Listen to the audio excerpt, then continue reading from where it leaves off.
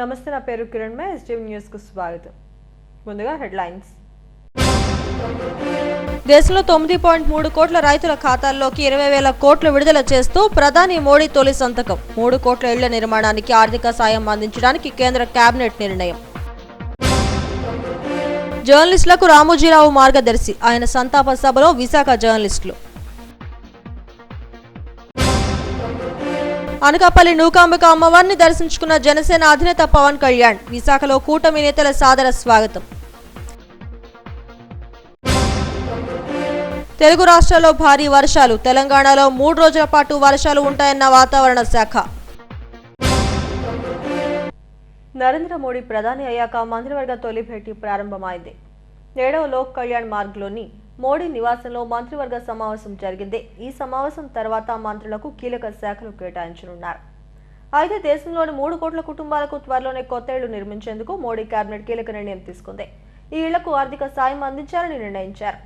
ప్రధానిగా బాధ్యతలు చేపట్టిన తొలి రోజే మంత్రివర్గ సమావేశం నిర్వహించారు. దేశంలోని గ్రామీణ పట్టణ ప్రాంతాల్లో అర్హులైన వారి కోసం మొత్తం 3 కోట్ల ఇళ్ల నిర్మాణానికి ఆర్థిక సాయం అందించాలని మంత్రివర్గం నిర్ణయం తీసుకుంది. గత 10 ఏళ్లలో ప్రధానమంత్రి ఆవాస్ యోజన కింద 4.21 కోట్ల ఇళ్ల నిర్మాణం జరిగింది. వాటికి ప్రాథమిక మౌలిక వసతులు కల్పించినట్లు అధికారులు తెలిపారు. ప్రధానిగా మోడీ రైతుల సంక్షేమే లక్ష్యంగా తొలి సంతకం చేశారు. పీఎం కిసాన్ పథకం కింద 17వ విడత నిధులను విడుదల చేశారు. ఈ పథకంలో భాగంగా దేశంలో 9.3 కోట్ల మంది రైతులకు 2,000 చొప్పున 20,000 కోట్ల రూపాయలు వారి ఖాతాల్లోకి జమ కానున్నాయి.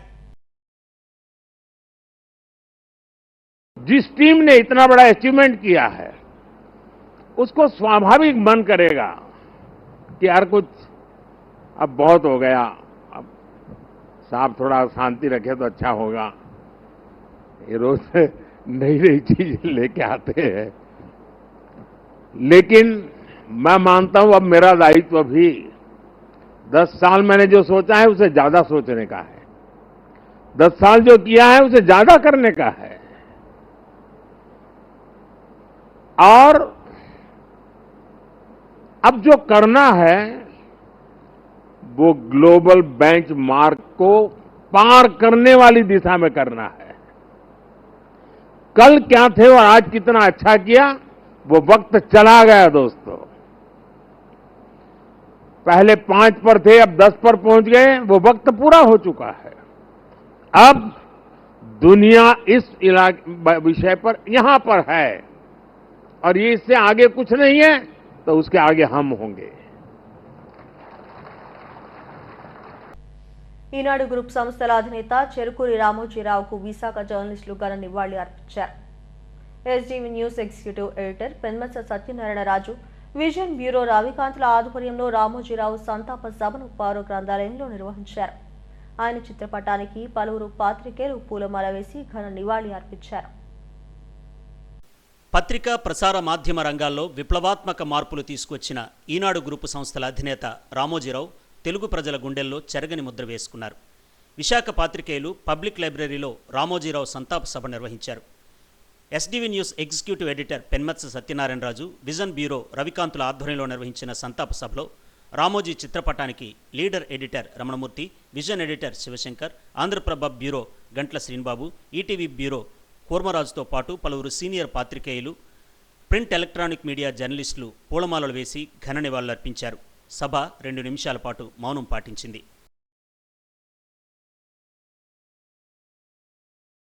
రామోజీరావు గారు మృతి తెలుగు వారికి తీరని లోటు. విశాఖ జర్నలిస్టులు ఆయన సంతాపం తెలుగులో ఏర్పాటు చేసిన కార్యక్రమానికి వచ్చిన జర్నలిస్ట్ మిత్రులందరికీ కూడా స్వాగతం.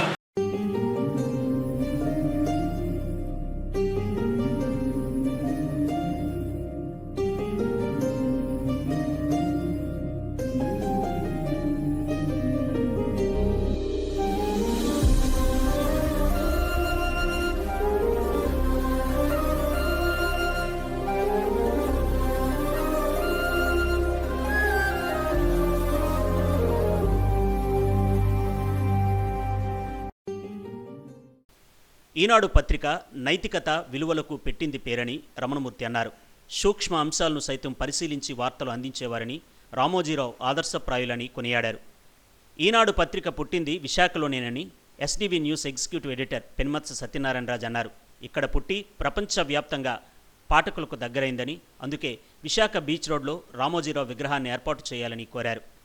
తెలుగు జాతి గర్వపడే వ్యక్తి రామోజీరావు అని, ఆయన జీవిత చరిత్రను పాఠ్యాంశంగా చేర్చాల్సిన అవసరం ఉందని విజన్ ఎడిటర్ శివశంకర్ అన్నారు. రామోజీ వ్యక్తిత్వ జీవితం కొన్ని వేల వ్యక్తిత్వ వికాస పుస్తకాల సమాహారమని ఈటీవీ బ్యూరో కోర్మరాజు అన్నారు. ఈనాడు వార్తలే తనను జర్నలిజం వైపు అడుగులేసేలా స్ఫూర్తినిచ్చాయని విజన్ బ్యూరో రవికాంత్ అన్నారు. సంస్కారానికి నిలువెత్తు నిదర్శనం రామోజీ అని విశాఖ సమాచారం సంపాదకులు వీరభద్రరావు అన్నారు. ఈనాడుతోనే తన కెరీర్ను ప్రారంభించానని, విశ్వసనీయతతో కూడిన వార్తలను ప్రజలకు చేరువ చేసిన ఘనత రామోజీరావుకే దక్కుతుందని SDV news bureau chief Chittubabu చెప్పారు. గారి గురించి, తెలుగు జర్నలిజం గురించి మాట్లాడుకోవాలంటే రామోజీరావు గారు లేకుండా మాట్లాడుకోవడం కుదరదు. ఎందుకంటే ఆయన పాఠకుల తాలూకా నాడి, పాఠకులకి ఏం కావాలి అనేది పసిగట్టిన తర్వాత ఆయన ఎంతో అధ్యయనం చేశారు. ఒక పత్రిక పెడితే ఎట్లా ఉంటుంది అనేది ఆయన ముందడుగు వేసి విశాఖపట్నంలో ఈనాడు పత్రికా కార్యాలయాన్ని ప్రారంభించడం జరిగింది.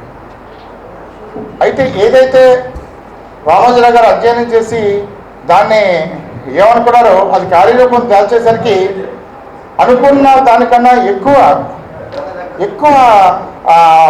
స్పందన లభించింది ప్రజల నుంచి. అప్పటికి ఈనాడు అనేది ఒక వర్డ్ ఎవరికి అలవాట్లేని వర్డ్. అంతవరకు ఆంధ్ర అనే పేరుతోనే పత్రికలు ఉన్నాయి. ఆంధ్రపత్రిక, ఆంధ్రప్రభ, ఆంధ్రజ్యోతి అని ఆంధ్ర అనే పేరుతోనే ఉన్నాయి. దానికి డిఫరెంట్గా ఈనాడు అనేది ఒక టైటిల్ పెట్టుకొని ఆయన విశాఖ వచ్చినప్పుడు ఏ రోజు వార్తలు ఎంత చక్కగా ఉండేవంటే, ఆ రోజుల్లో ఏదైనా సెన్సేషనల్ వార్త రావాలంటే ఈనాడే. ఇంకొకటి ఏంటంటే ఈనాడులో వస్తేనే అది వార్త, ఈనాడులో వస్తేనే అది వార్త, కానీ ఈనాడులో రాకపోతే అది వార్త కాదు. అంత ప్రజల్లోకి అంత తెలిపింది. ముందు ఇప్పుడు మనం చనిపోయే ప్లేస్ని ముందు మనమే ఎంచుకొని, ఇక్కడ నేను చనిపోయిన తర్వాత ఇక్కడ నాకు దాన సంస్కారాలు చేయండి అని, ఇది ఇంతవరకు ఎప్పుడైనా చూసాం మనం. అంత ప్లానింగ్ అనమాట. ఆ ప్లానింగ్ వల్లే రామోజీరావు గారు సక్సెస్ అయ్యారు. ఈనాడులో జాయిన్ అయ్యారు. అప్పుడు ఇంకా దేశాల నుంచి చాలా వయసు అంటే 20 సంవత్సరాల్లోనే నేను ఈనాడు కంట్రిబ్యూటర్గా జాయిన్ అయ్యాను. ఆ తర్వాత ఈనాడు ఈటీవీ సంస్థలో 2 దశాబ్దాల పాటు పనిచేశాను. అనేక మీటింగ్లో చైర్మన్ రామోజీరావు గారితో కలిసి కూర్చుని ఆయన చెప్పేది వినే అదృష్టం నాకు వచ్చింది. అదేవిధంగా ఇప్పుడు మనకు వైజాగ్లో కోరమరాజు ఈటీవీ రిపోర్టర్గా పనిచేసిన కోరమరాజు, అప్పుడు మేమంతా కూడా అప్పుడు ఉండేవాళ్ళం. అది ఈనాడు సంస్థలు వైజాగ్లోనే పురిపోసుకున్న ఈ సంస్థకి సంబంధించిన చైర్మన్ విగ్రహాన్ని కూడా మన బీచ్ రోడ్లో ఏర్పాటు చేయాలని, చైర్మన్ విగ్రహాన్ని బీచ్ రోడ్లో ఖచ్చితంగా ఏర్పాటు చేయడానికి గవర్నమెంట్ కృషి చేయాలని, ఏర్పాటు చేయాలని కూడా జర్నలిస్టుల సంఘం తరఫున, జర్నలిస్టుల తరఫున మా అందరం కూడా కోరడం. ఎందుకంటే ఆయన వైజాగ్లోనే ఈనాడు సంస్థను ప్రారంభించాను. ఈనాడు సంస్థకి ఇక్కడే పుట్టు పోసుకుంది. అలాంటి సంస్థగా స్థాపించి వేలాది మందికి ఉపాధి కల్పిస్తూ, వేలాది మందికి మార్గదర్శకంగా నిలిచి దేశంతో పాటు ప్రపంచంలోనే గుర్తింపు పొందిన సంస్థగా తీర్చిదిద్దిన ఆ సంస్థకు సంబంధించిన చైర్మన్ శిలా విగ్రహాన్ని ఖచ్చితంగా బీచ్ రోడ్లో ఉండేట్టు ఏర్పాటు చేయడానికి మనం అందరూ కూడా గట్టిగా కృషి చేద్దాం. తెలుగు ప్రాంతీయ ఛానళ్లకు ఆద్యం పోసింది రామోజీరావు గారు. ఈరోజు భారతదేశం అంతా ఇన్ని ఛానళ్ళు, ఇంతమంది పనిచేస్తున్నారంటే మొత్తం ఈ సంస్థది కాదు, ఆ నమ్మకం రామోజీరావు గారి మీద ఉన్న నమ్మకం. సో మన రాష్ట్రంలో మెజారిటీ ఆఫ్ ది జర్నలిస్ట్ ఈనాడు ప్రోడక్ట్సే. ఈనాడు నుంచి వచ్చి తర్వాత వేరియస్ న్యూస్ పేపర్స్లో పనిచేయడం, లేదా ఈనాడు బై ప్రోడక్ట్స్ అయినా అయి ఉంటారు. అంటే ఈనాడులో పనిచేసిన వాళ్ళ దగ్గర నేర్చుకొని వచ్చిన వాళ్ళైనా సరే. సో అంతటి ముద్ర జర్నలిజం మీదే కాదు, మన రాజకీయ సామాజిక చరిత్ర మీద ఈనాడు రామోజీరావు గారు అంతటి ముద్ర వేశారు. సో రామోజీరావు గారిది యాక్చువల్గా ఆయన జీవిత చరిత్రే మనందరికీ ఒక పాఠం. ఎన్నో పాఠ్యపుస్తకాలు, ఎన్నో వ్యక్తిత్వ వికాస పుస్తకాలు చదివితే ఆయన జీవితాన్ని ఒకసారి చదివితే చాలు, అదేం చదవక్కర్లేదు. ఎందుకంటే ఆయన ప్రారంభించింది 0 నుంచి మహోన్నతమైన వ్యక్తిత్వాన్ని రూపుదిద్దుకుంటూనే తన సంస్థల్ని అగ్రస్థానంలో నిలపడం, అలాగే ప్రత్యేకించి తెలుగు వారిని, తెలుగు భాషకి సంబంధించి అగ్రస్థానంలో, జాతీయ స్థాయిలో అగ్రస్థానంలో ఉండాలి అన్న ఏకైక లక్ష్యంతో పనిచేసిన యోధుడు ఆయన. జర్నలిజం రంగంలో కేవలం ఇంగ్లీషు జర్నలిజానికే ప్రమాణాలు ఉండేవి. తెలుగు జర్నలిజానికి కొత్త ప్రమాణాలని ఆయన సృష్టించారు. ఆయన సంస్థలో పనిచేయడమే ఒక మహోన్నతమైన అనుభవం కింద నేను చెప్తాను. ఎందుకంటే గత కంట్రిబ్యూటర్గా నా జీవితాన్ని స్టార్ట్ చేసి ఇవాళ ఈటీవీలో ఒక సీనియర్ జర్నలిస్ట్గా కొనసాగుతున్నానంటే కేవలం అక్కడ నేర్చుకున్న అక్షరాలే. ఈనాడు పత్రిక ఒక సంచలనం. మాది రాజకీయ కుటుంబం, మా ఫ్యామిలీ. మా చిన్నతనంలో ఈనాడు బ్లాక్ అండ్ వైట్లో బ్రాడ్షీట్ మాత్రం వచ్చేది. అందులోని వార్తలు అన్నీ చూసి నేను చాలా ఇన్స్పైర్ అయ్యేవాడిని. ఫాంటమ్ అని ఒక చిత్రాలతో కూడిన ఒక కథానిక వచ్చేది. దాన్ని నేను చాలా బాగా ఇష్టపడి రెగ్యులర్గా పేపర్ ఆ ఫాంటమ్ చదవడం కోసమే చేసేవాడిని. అదే సమయంలో జిల్లా edition black and white paper నుంచి జిల్లా ఎడిషన్ స్టార్ట్ అవ్వడం, అదేవిధంగా కలర్లో పేపర్ రావడం అన్నీ చూడగలిగే అవకాశం నాకు దక్కింది. నేను నిజం పత్రిక స్థాపించడానికి కూడా పరోక్షంగా రామోజీరావు గారి కారణం. రామోజీరావు గారు లాంటి వ్యక్తి జర్నలిజానికి నిజంగా అందరికీ ఇన్స్పైర్. ఎందుకంటే పత్రికని ఎంత గొప్పగా నడిపించవచ్చు, ఏ విధంగా మీడియా యొక్క ప్రభావం ఎంతవరకు ఉంటుందన్నది ఆయన చూసి మనందరం నేర్చుకోవాల్సి ఉంది. రామోజీరావు గారు యాక్చువల్గా జర్నలిజంలో జర్నలిస్టుల వాల్యూని ఎంత పెంచారో ఈవేళ మనం ఏ స్థాయిలో ఉన్నామో ఒకసారి మనం ఊహించుకుంటే మనమందరం కూడా మళ్ళీ ఆ స్థాయికి జర్నలిజాన్ని పునరుద్ధరించవచ్చు. అలాగే ఇంకొక ముఖ్యమైన విషయం, ఇందాక రావణమూర్తి గారు చెప్పారు, రామోజీరావు గారిని అరెస్ట్ చేయమని శాసన మండలి ఆర్డర్ ఇచ్చింది. శాసనసభ కాదు, శాసన మండలిలో ఈయన రాసిన నోట్స్ కూడా ఏంటంటే పెద్దల సభలో గలాభా, ఇది హెడ్డింగ్. పెద్దల సభలో గలాభా అనే పదాన్ని చాలా సీరియస్గా తీసుకున్నారు. గలాభా అనేది అన్పార్లమెంటరీ వర్డు, చాలా ఫిల్తీ లాంగ్వేజ్, దీన్ని పత్రికల్లో వాడకూడదు, ముఖ్యంగా శాసన మండలి అనే ఒక గొప్ప వ్యవస్థకి దీన్ని ఆపాదించకూడదు అనేది ఆ వేళ ముఖ్యం. కేఎస్ వ్యాస్ గారిని బంధించి రామోజీరావు గారిని అరెస్ట్ చేసి తీసుకురామన్నారు. ఎన్టీ రామారావు గారు ముఖ్యమంత్రి ఏం చేశారు తెలిసిన, శాసన మండలిని రద్దు చేశారు ఎన్టీ రామారావు గారు, ఈయన ఆ సభలోకి రావక్క లేకుండా. అది ఇందాక రామమూర్తి గారు చెప్పారు, హైకోర్టు స్టే ఇచ్చిందని. హైకోర్టు స్టే ఇవ్వలేదు, శాసన మండలే రద్దు అయిపోయింది కేవలం ఆయన్ని ప్రొటెక్ట్ చేయడానికి. అది మీడియా పవర్ అంటే. మీడియా కోసం ఒక ముఖ్యమంత్రి శాసన మండలిని రద్దు చేశారు అంటే ఆయన ఎంత గొప్ప వ్యక్తో మనం అర్థం చేసుకోవాలి. నాకు అంతరార్పణ చేశారు. మొత్తం అంతా ఆయన అడుగుజాడల్లోనే నేను జర్నలిజంలో నేర్చుకున్నాను. అదే పద్ధతిలో కొనసాగుతున్నాను. ఆయనకి నివాళులు అర్పిస్తాను. రామోజీ జీవితాన్ని ఆదర్శంగా తీసుకుని వారి అడుగుజాడల్లో నడిచే ప్రతి జర్నలిస్టు ఉన్నత శిఖరాలకు వెళ్తారని వక్తలన్నారు. కార్యక్రమంలో పలువురు సీనియర్ పాత్రికేయులు, ప్రింట్ ఎలక్ట్రానిక్ మీడియా జర్నలిస్టులు, ఫోటో వీడియో జర్నలిస్టులు పాల్గొన్నారు. అనకాపల్లి నూకాంబిక అమ్మవారిని జనసేన అధినేత పవన్ కళ్యాణ్ దర్శించుకుని మొక్కులు చెల్లించుకున్నారు. పీఠాపురం నుంచి భారీ మెజారిటీతో ఆయన విజయం సాధించారు.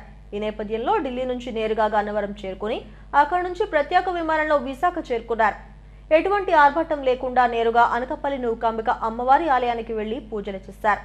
ఆలయ వర్గాలు ఆయనకు స్వాగతం పలికి దర్శన ఏర్పాట్లను చేశారు. అమ్మవారిని దర్శించుకుని పూజలు నిర్వహించారు. ఈ సందర్భంగా అర్చకులు వేద ఆశీర్వచనాలను అందజేశారు. ఆలయ అధికారులు పవన్ కు అమ్మవారి చిత్రపటాన్ని బహూకరించారు. ఎటువంటి ఆర్భాటం లేకుండా ఆయన అమ్మవారిని దర్శించుకోవడం విశేషం. ఏపీ డిప్యూటీ సీఎం పదవి ఆయనకు ఖాయమంటూ నేతలు వెల్లడించారు.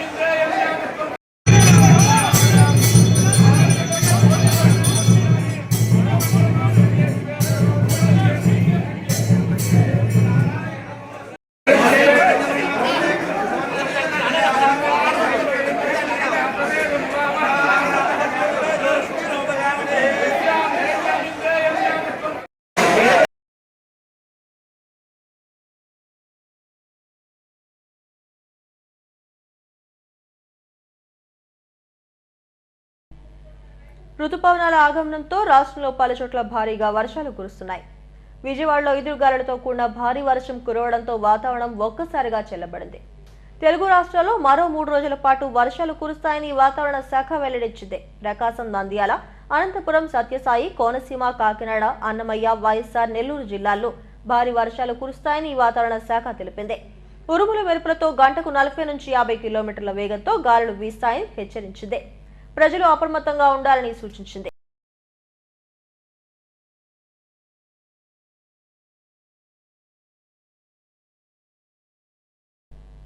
జేఈ అడ్వాన్స్డ్ ఫలితాల్లో సెస్సీ విద్యార్థులు అత్యుత్తమ ర్యాంకులను సాధించారు. జాతీయ స్థాయి జేఈ అడ్వాన్స్డ్ ఫలితాల్లో టీఎస్ఎల్ సంజన ఆల్ ఇండియా 17వ ర్యాంకును సాధించి సత్తా చాటారు. జి జయదీప్ 223వ rank, K Manu Kaushik 552, CH Shyam Sundar 601, SDV Satish 644, CH VN Sainarayana 1000, S Somasai Rakesh 1286, G Prithviteja 1423, K Sagar 1494 ర్యాంకులు సాధించారు. 2000 లోపు 13 మంది, 3000 లోపు 20 మంది, 5000 లోపు 33 మంది, 10000 లోపు 52 మంది ర్యాంకులు సాధించి ప్రతిభ కనబరిచారు. ర్యాంకులు సాధించిన విద్యార్థులను సెస్సీ విద్యా సంస్థల chairman Burugupalli Venugopala Krishna, vice chairman Meka Narendra Krishna, academic director Meka Kranthi సుధులు అభినందించారు.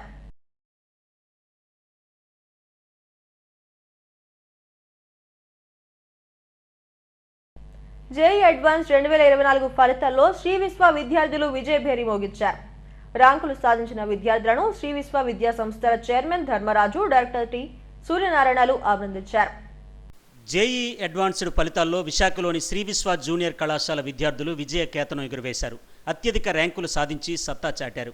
జేఈ అడ్వాన్స్డ్ పరీక్షా ఫలితాల్లో పి ఆదిత్య 557వ rank, Shanmukha Charan 627, P Rakesh 902, M Yashasvi 950, J Sravya 956 ర్యాంకులను సాధించి సత్తా చాటారు.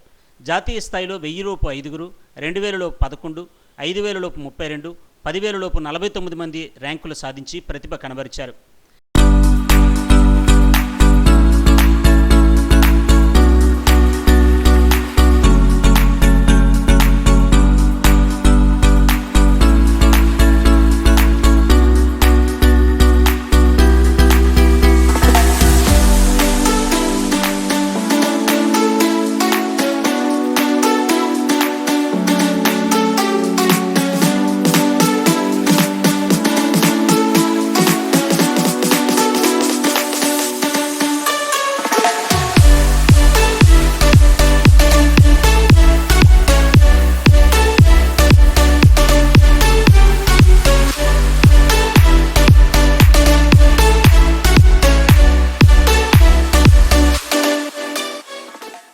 ర్యాంకులు సాధించిన విద్యార్థులను శ్రీ విశ్వ విద్యా సంస్థల చైర్మన్ ధర్మరాజు, డైరెక్టర్ టి సూర్యనారాయణలు అభినందించారు. ఈ ఘనత సాధించిన విద్యార్థులతో పాటు సహకరించిన తల్లిదండ్రులు, అధ్యాపకేతర సిబ్బందికి అభినందనలు తెలిపారు. కూటమి నాయకత్వంతో రాష్ట్రం సర్వతోముఖాభివృద్ధి సాధిస్తుందని విశాఖ శ్రీ శారదా పీఠాధిపతి స్వరూపానందేంద్ర స్వామీజీ అన్నారు. రాష్ట్రంలో, దేశంలో నూతన ప్రభుత్వాలు ఏర్పాటు చేసిన సందర్భంగా స్వామీజీ మీడియాతో మాట్లాడారు. రాజశ్యామల అమ్మవారి కృపతో నరేంద్ర మోడీ 3వసారి కూడా అధికారంలోకి రావడం చాలా ఆనందంగా ఉన్నారు. శ్రీకాకుళం నుంచి అతి చిన్న వయసులోనే రామ్మోహన్ నాయుడు కేంద్ర మంత్రిగా పదవి చేపట్టడం సంతోషంగా ఉందని తెలిపారు. చంద్రబాబు, లోకేష్, పవన్లు ప్రజలు మెచ్చే పాలన చేయాలని ఆశీర్వదిస్తున్నారని చెప్పారు. ఉన్నది ఉన్నట్టు మాట్లాడటమే తప్ప ఒకరి తరపున మాట్లాడటం తనకు తెలియదని అన్నారు. నేను చంద్రబాబుని ఏదో కొత్తగా పొగుడుతున్నాను అనుకోవద్దు. ఎందువల్లంటే అప్పుడు ముఖ్యమంత్రి అయినప్పుడు కూడా చంద్రబాబు గెలవాలని, అప్పుడు మురళీమోహన్ రాజమండ్రి ఎంపీగా ఉన్నప్పుడు నేనే అప్పుడు రాజమండ్రిలో చాలా పెద్ద సభలు పెట్టి సాధువులందరినీ పిలిచి, చిలుకూరి ఏదో అనుకుంటాను ఆయన కళ్యాణ మండపం, మురళీమోహన్ గెలిపించడానికి సాయశక్తిలా ప్రయత్నం చేశాను. అప్పుడు గెలవాలని, గెలిచినప్పుడు నేనే స్టేట్మెంట్ ఇచ్చా, చంద్రబాబు గెలవడం చాలా సంతోషం. అందువల్ల ఎవరితోటి మాకు విభేదాలు ఉండవు. మేము స్వాములం, పీఠాధిపతులం, ధర్మం కోసమే పోరాడతాం. కానీ ఈరోజు ప్రెస్ మీట్ పెట్టింది ఎవరికి భయపడి కాదు, అది గుర్తుంచుకోవాలి. ఎవరికి భయపడి కాదు. వాస్తవాలు తెలుసుకోకుండా ఎవరెవరో కొత్తగా వచ్చిన వాళ్ళతో చేరి ఏదేదో తప్పుడు అభిప్రాయాలు వాళ్ళు చెబుతారని, ఎప్పుడూ స్వరూపానంద స్వామివారు ఒకలాగే ఉంటారు. చంద్రబాబు అంటే మాకు చాలా గౌరవం. రాజకీయ నాయకుల్లో ఆయనే ఇప్పుడు పెద్దవాడు. ఈ రాష్ట్రానికి పెద్ద దిక్కుగా అని పరిపాలన కొనసాగాలి అని, కుటుంబం బాగుండాలి అని, పరిపూర్ణమైన ఆయుష్ భగవంతుడు ఇవ్వాలి. ఈసారైనా దేవాదాయ ధర్మాదాయ శాఖ టీటీడీ చాలా గొప్పగా పరిపాలన జరగాలి అని మనస్ఫూర్తిగా ఆశీర్వదించడానికి ఈ ప్రెస్ మీట్ పెట్టారు. నారాయణ. ఆంధ్ర ప్రీమియర్ లీగ్ నూతన లోగోను విశాఖలో ఆవిష్కరించారు. ఏపీఎల్ 3వ ఎడిషన్ను మన ఆంధ్ర మన ఏపీఎల్ పేరుతో నూతన లోగోను ఆవిష్కరించారు. ఈసారి ఏపీఎల్ టోర్నమెంట్ను 6 జట్లు 9 మ్యాచ్లు 120 మంది క్రీడాకారులతో నిర్వహించనున్నారు. ఈ నెల 30వ తేదీ నుంచి జూలై 13వ తేదీ వరకు విశాఖ, కడప నగరాల్లో నిర్వహించేందుకు సన్నాహాలు చేస్తున్నారు. ఆంధ్ర క్రికెట్ అసోసియేషన్ ఆధ్వర్యంలో ఈ మ్యాచ్ను నిర్వహిస్తున్నారు. ఆంధ్ర క్రీడాకారులు తమ క్రికెట్ నైపుణ్యతలను ప్రాంతీయ స్థాయిలో ప్రదర్శించేందుకు వీలుగా వేదికను కల్పించడమే లక్ష్యమని ఏసీఐ సెక్రటరీ గోపీనాథ్ రెడ్డి వెల్లడించారు. ఈ టోర్నమెంట్ ప్రచారంలో భాగంగా మన ఆంధ్ర మన ఏపీఎల్ గీతం సరికొత్త లోగోను ఆవిష్కరించారు. టోర్నమెంట్ ఫైనల్ షెడ్యూల్ను ప్రకటించారు. ఏపీఎల్ పాలక మండలి సభ్యులు మ్యాంకో పేరర్, ACI secretary Gopinath Reddy, member secretary Chalam, Jitendranath Sharma, Bharat క్రికెటర్లు తదితరులు ఈ కార్యక్రమంలో పాల్గొన్నారు.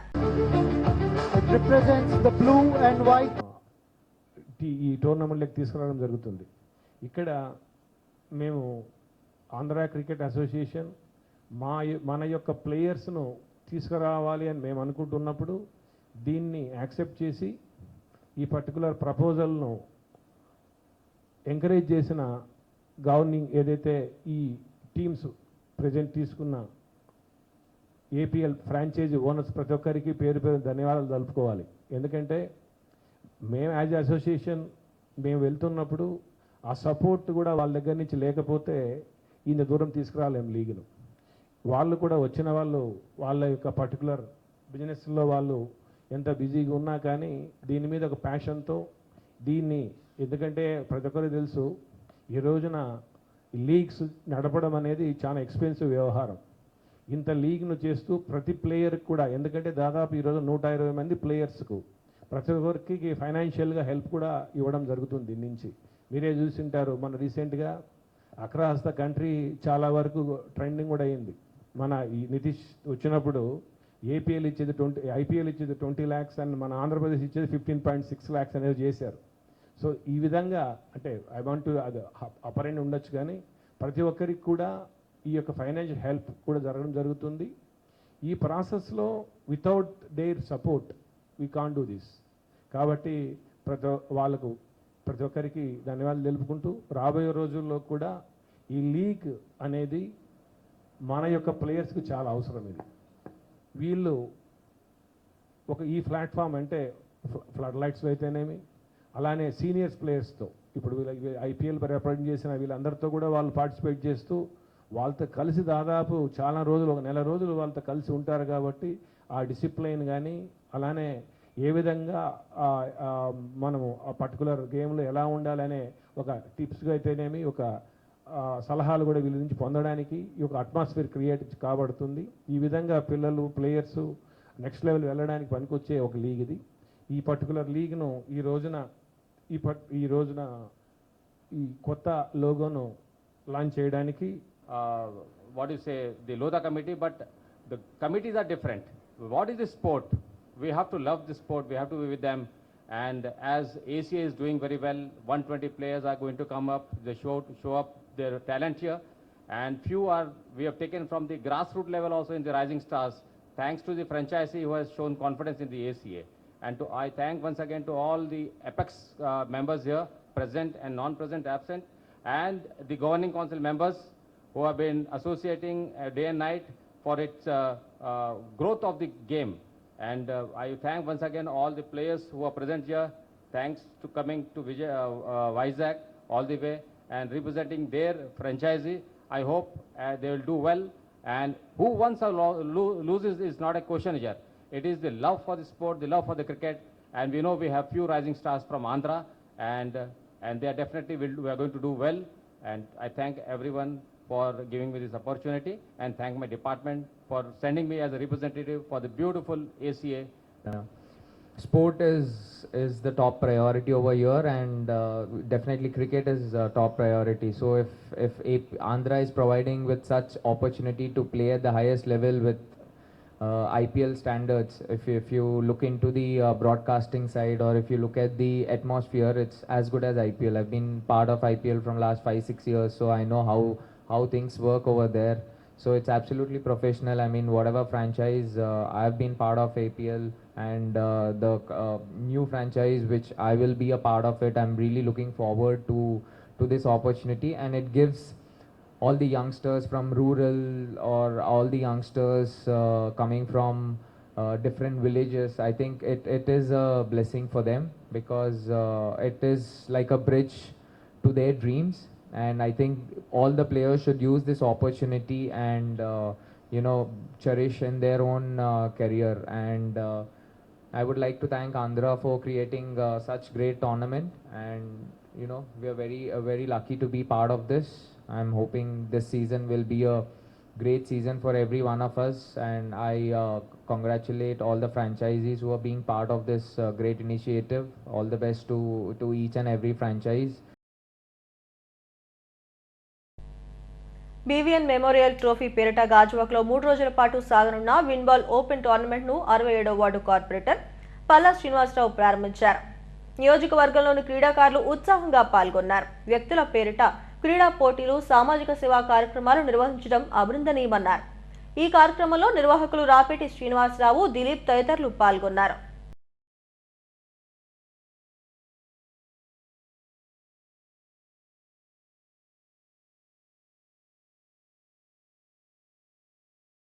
అని వాళ్ళ మిత్రులు ముగ్గురు చనిపోవడం జరిగింది. వాళ్ళ పేరు మీద ఈరోజు ఈ టోర్నమెంట్ పెట్టి వాళ్ళ యొక్క అభిమానాన్ని తెలియజేసుకున్నారు. వాళ్ళ మిత్రుల మీద ఉన్న అభిమానం, ప్రేమని చాలా ఆనందంగా ఉంది, కానీ చాలా బాధగా కూడా ఉంది. ఎందుకంటే ముగ్గురు మిత్రుల్ని పోగొట్టుకొని మరి ఎంత బాధపడతారో ఫ్రెండ్స్కి ఆ వాల్యూ తెలుస్తుంది. ఏదైనప్పుడు కూడా వాళ్ళు కుటుంబాలకి ఆ సింహాద్రప్పన్న మనోధైర్యం ఇవ్వాలని, ఆ తల్లిదండ్రులకి వీళ్ళే కొడుకులుగా ధైర్యం చెప్పాలని చెప్పి కోరుకుంటున్నాను. ఎందుకంటే ఏ తల్లిదండ్రులకైనా సరే ఇలా కష్టం రాకూడదు. మన కష్టం వచ్చాడు మిత్రులే వాళ్ళకి చేదోడు వాదోడుగా ఉండి టోర్నమెంట్లు ఎన్నైనా చేయొచ్చు, వాళ్ళకి పర్లేదు. కానీ వాళ్ళ ఇంట్లో పరిస్థితిని చూసి మీరు అట్లీస్ట్ అప్పుడప్పుడు నెలకోసారో 15 రోజులు కలుస్తుంటే మిమ్మల్ని వాళ్ళు కొడుకుగా చూసుకుంటారు. కాబట్టి అది మీ మిత్రులకి మీరు ఇచ్చే నిజమైన పెద్ద కానుక. మీ అభిమానం, మీ ప్రేమ అప్పుడే తల్లిదండ్రులలో మీరు చూసినట్టుగా అవుతుంది. కాబట్టి తప్పకుండా మీరందరూ కూడా అది పాటించాలని చెప్పి నేను మనస్ఫూర్తిగా కోరుకుంటూ, మీ ఆశయాలకు అనుగుణంగా ఆ భగవంతుడు సింహాద్రప్పన అన్ని వేళల్లో మీకు అన్ని విషయాల్లో కూడా తోడు నీడే ఉండే మిమ్మల్ని మంచి స్థాయికి రిలేటెడ్గా చూడాలని నేను మనస్ఫూర్తిగా కోరుకుంటున్నాను. రాష్ట్రంలో కూటమి అధికారంలోకి రావడంతో అమరావతికి కళ సంతరించుకుంది. జంగల్స్ క్లియరెన్స్ పనులు శరవేగంగా జరుగుతున్నాయి. 109 కిలోమీటర్ల నిడివిలోని 673 ఎకరాల విస్తీర్ణంలో కంపలను తొలగిస్తున్నారు.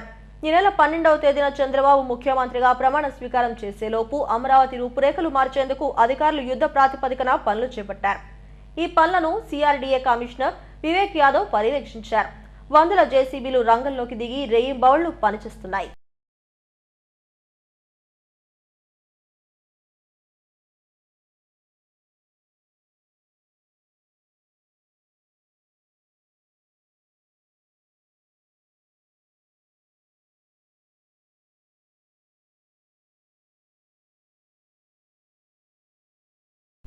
హెడ్లైన్స్ మరోసారి.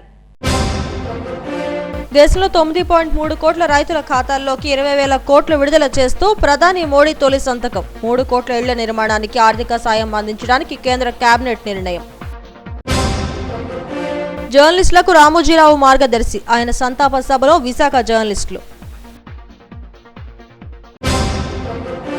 అనకాపల్లి నూకాంబిక అమ్మవారిని దర్శించుకున్న జనసేన అధినేత పవన్ కళ్యాణ్. విశాఖలో కూటమి నేతల సాదర స్వాగతం. తెలుగు రాష్ట్రాల్లో భారీ వర్షాలు. తెలంగాణలో 3 రోజుల పాటు వర్షాలు ఉంటాయన్న వాతావరణ శాఖ. ఈ వార్త ఇంతటితో సమాప్తం. మరిన్ని వార్తా విశేషాల కోసం చూస్తూనే ఉండండి STV న్యూస్.